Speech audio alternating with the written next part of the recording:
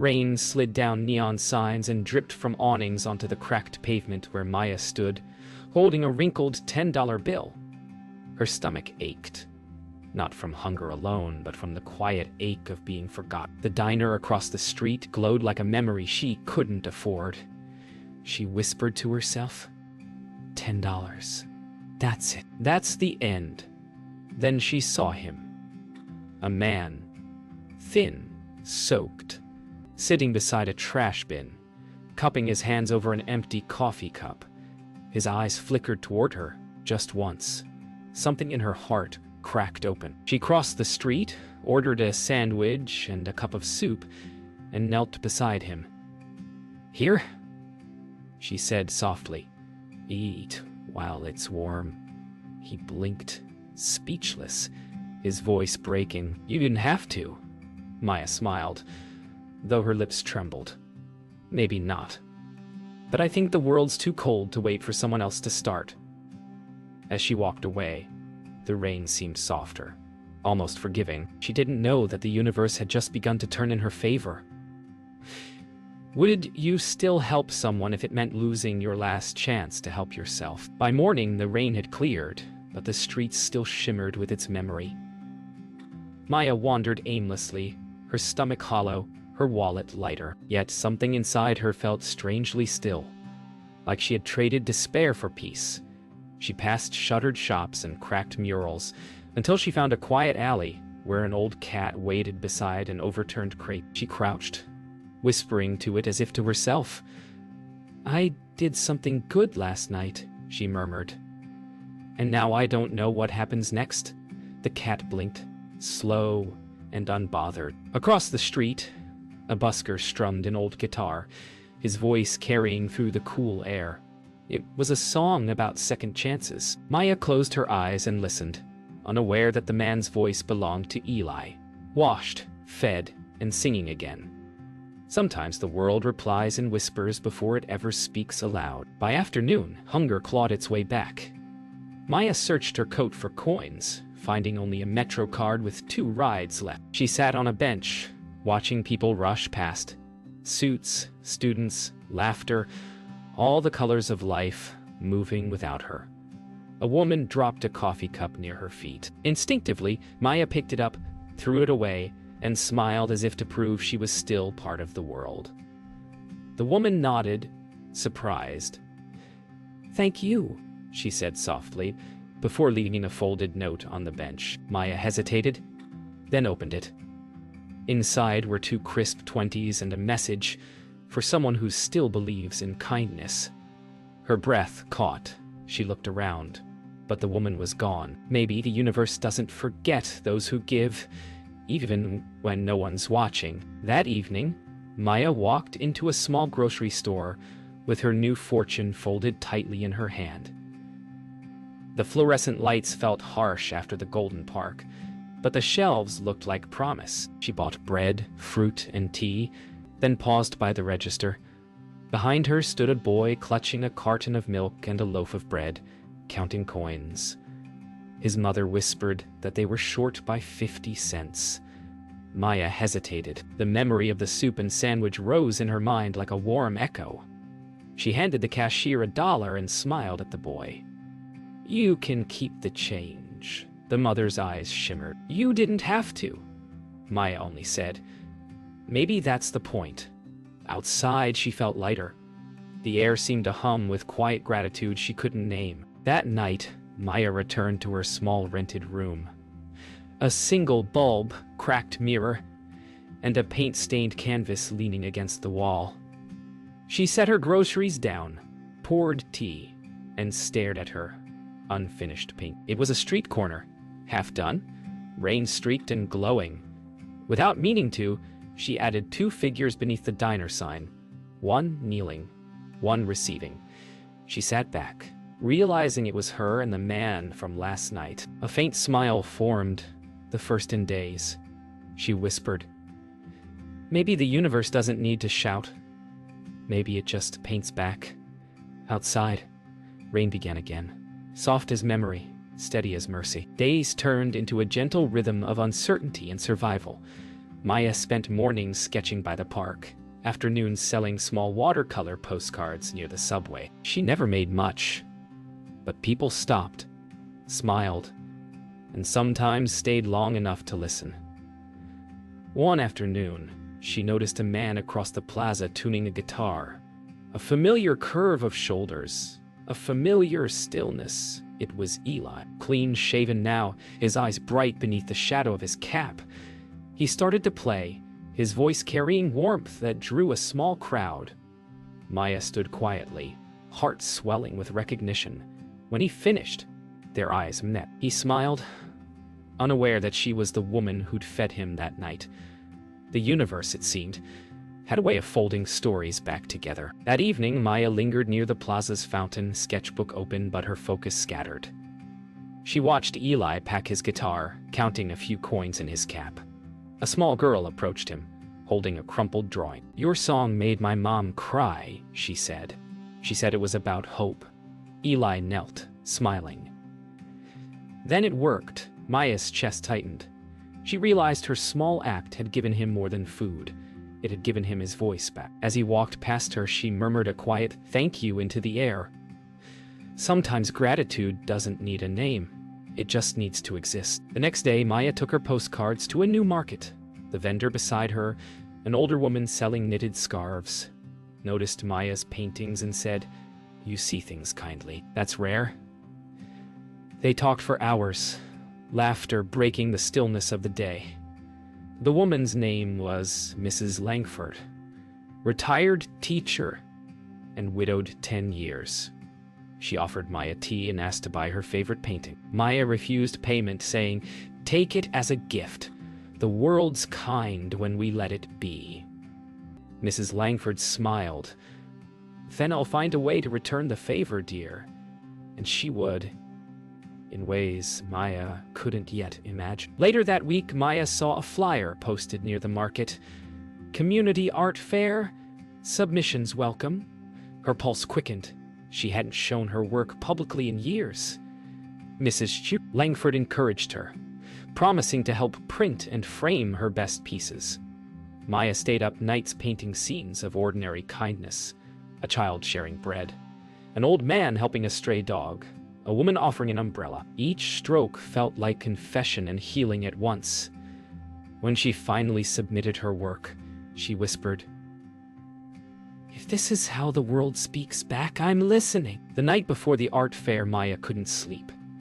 She sat on her balcony, knees pulled to her chest, city lights shimmering below. Somewhere downtown, a faint melody rose. A guitar, soft and familiar. She smiled, knowing exactly whose song it was. In that moment, she realized kindness isn't a single act. It's a language, silent but fluent in return. She whispered into the night, "Maybe this is how the universe loves us," quietly, through other people. The music carried on the wind, gentle as a promise. The art fair unfolded beneath a vast glass roof, sunlight spilling through like liquid gold. Rows of paintings shimmered with color and ambition. Maya stood beside her small display, a single table, 5 watercolors, and her trembling hope. Visitors passed, pausing politely, smiling faintly. Hours went by, nothing sold. She forced herself to keep smiling, though her heart wilted with every glance that didn't linger. Then a familiar sound echoed through the crowd. A guitar, soft and steady. She turned.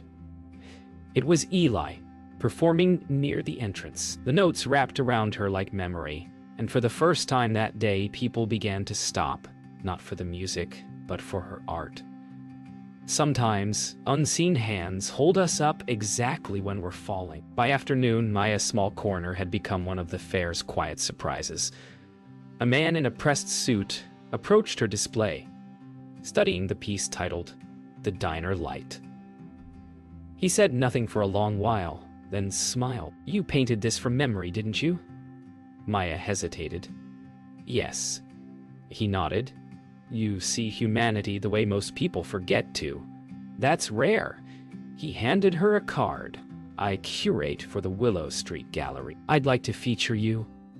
Her breath caught. She wanted to tell him about hunger, rain, and $10 bills, but all she said was, "Thank you." In the corner, Eli kept playing. His music rose like blessing. That night, Maya found herself sitting on a bench outside the fairgrounds, her hands still trembling. She held the gallery card like a fragile miracle. The air smelled of roasted chestnuts and rain beginning to fall again. Eli appeared quietly beside her, guitar case slung over his shoulder. "You did good today," he said gently. She turned, smiling. "You don't even know me." "Maybe not," he replied. "But I remember what it feels like to be hungry and seen." The words hit something deep. She wanted to tell him the truth, that it was her who'd fed him. But the moment felt sacred as it was. Some truths, she thought, are meant to stay unspoken until the heart is ready to listen. Days later, Maya visited the Willow Street Gallery for the first time. The walls were white, the silence heavy.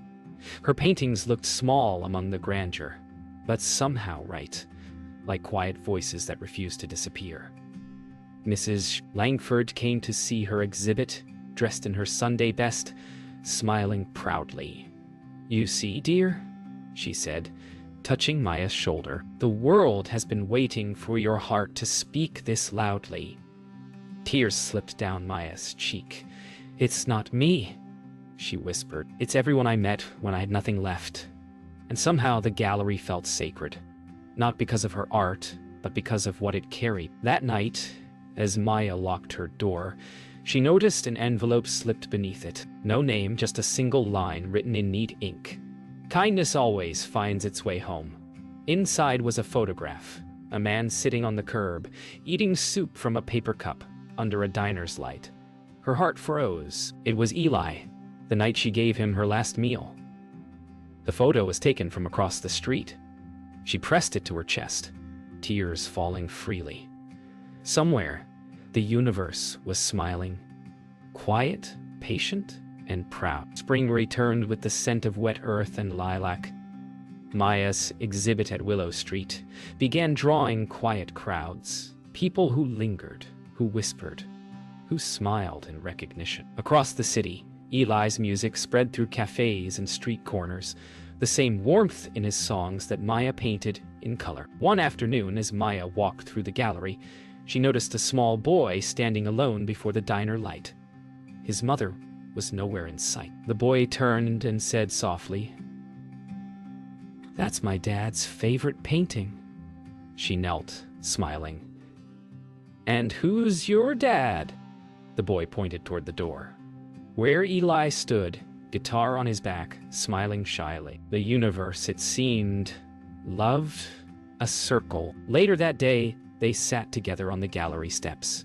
Eli told her how life had shifted, how a stranger's meal had reminded him what it meant to try again. He spoke of teaching kids music at the shelter, of finding joy in things that cost nothing.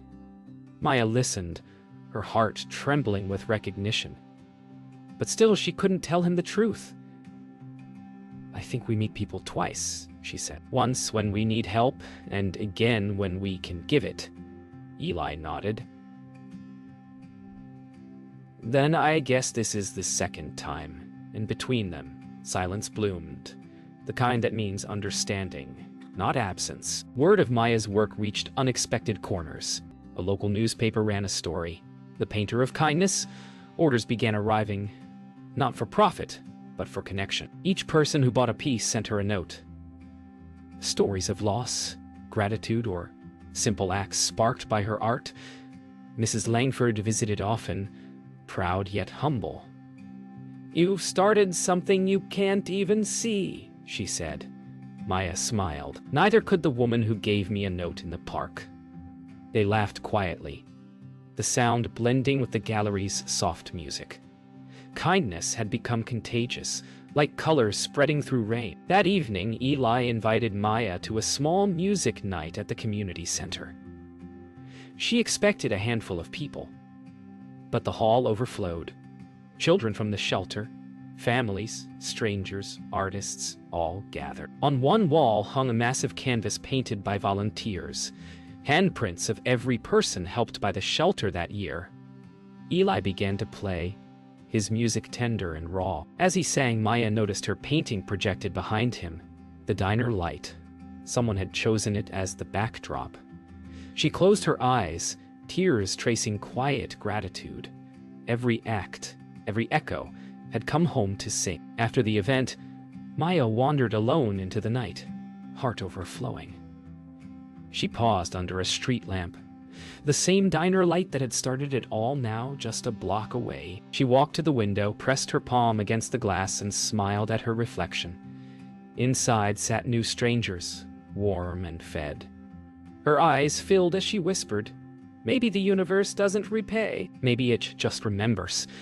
Across the street, Eli waited quietly, watching her with a knowing smile, as if somehow he finally understood. Weeks after the music night, Maya received a letter from a local foundation. They wanted to commission a mural, a work to remind the city what compassion looks like.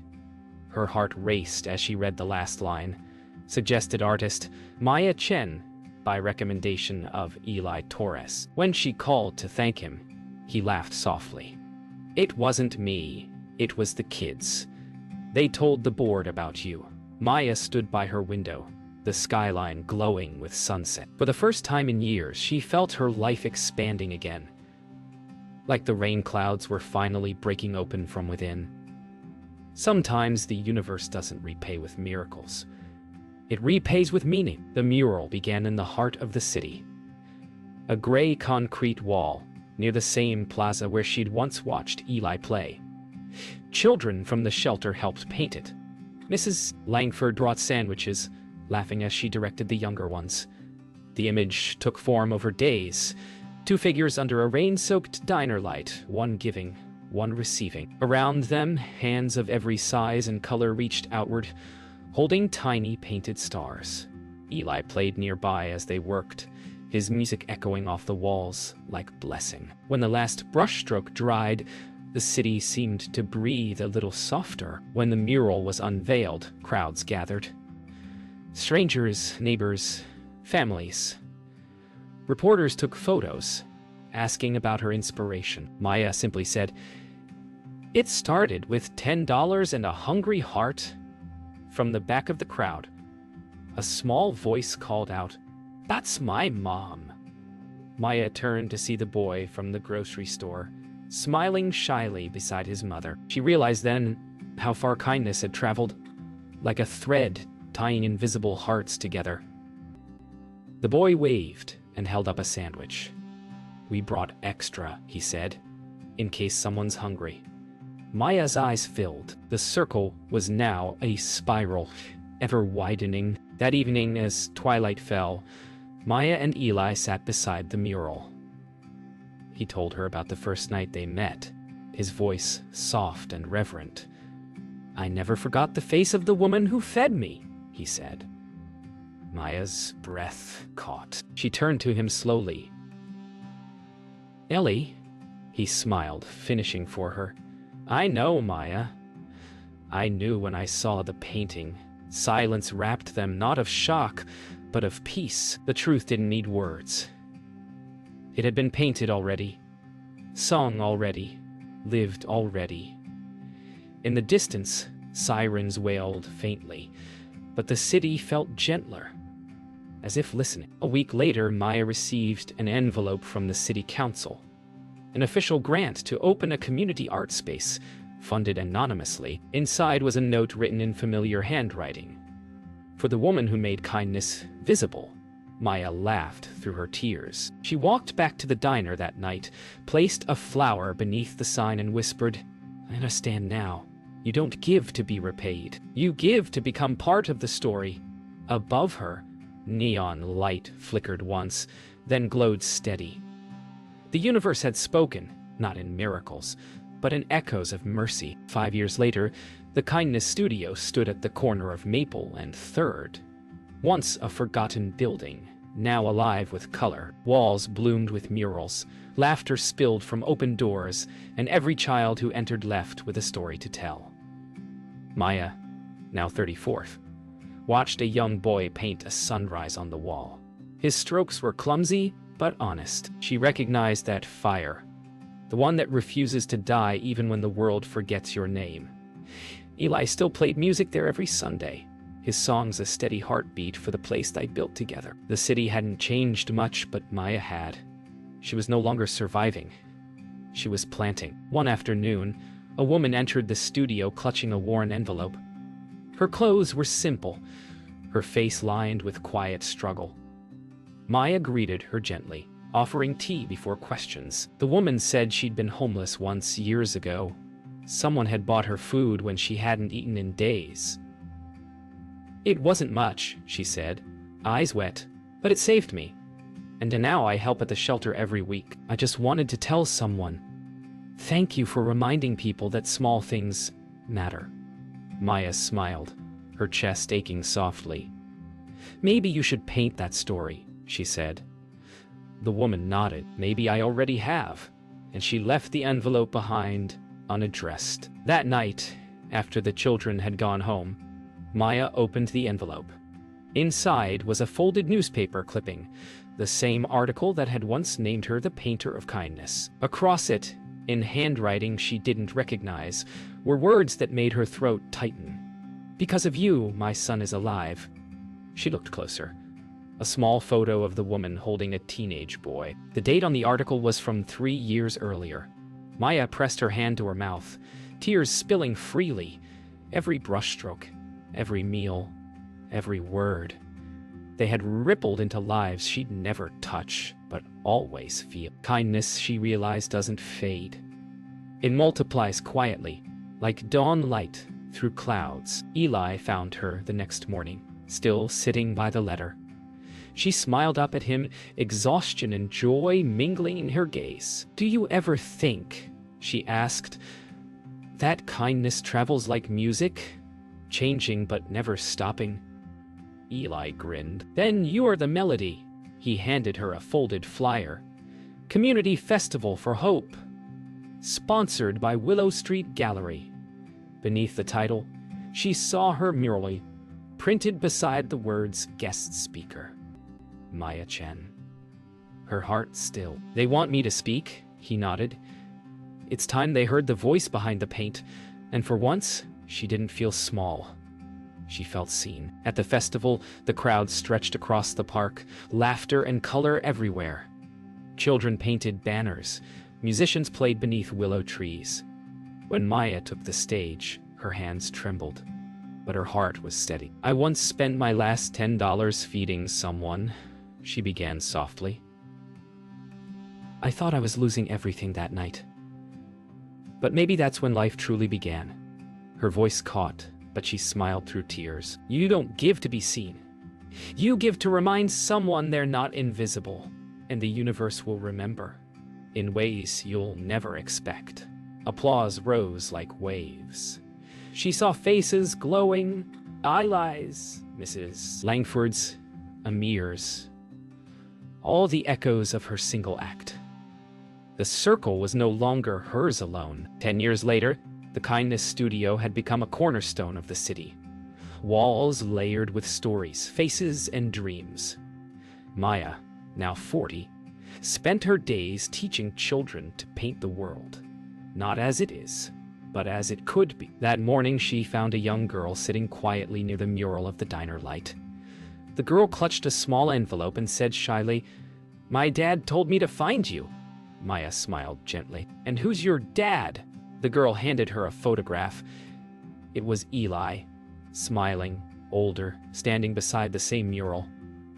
Written on the back were 4 words, "For the woman who began everything." Maya's breath trembled. The universe had spoken again, through generations this time. The girl's name was Lucia, and she told Maya stories about her father. How he taught music at shelters, how he said kindness was a song that never ended. Maya listened, tears slipping silently. "He was right," she whispered. "He always was." Lucia smiled and asked, He said you taught him that. Is it true? Maya looked toward the mural, where two painted figures still shared food under the diner light. She nodded softly. Maybe he taught me, too. In Lucius' laughter, Maya heard Eli's guitar again, the same notes that once carried her through rain and hunger. The circle had found its melody once more. That night, Maya walked to the diner, older now, steadier, but still drawn to its soft neon hum. Rain had returned, washing the city clean.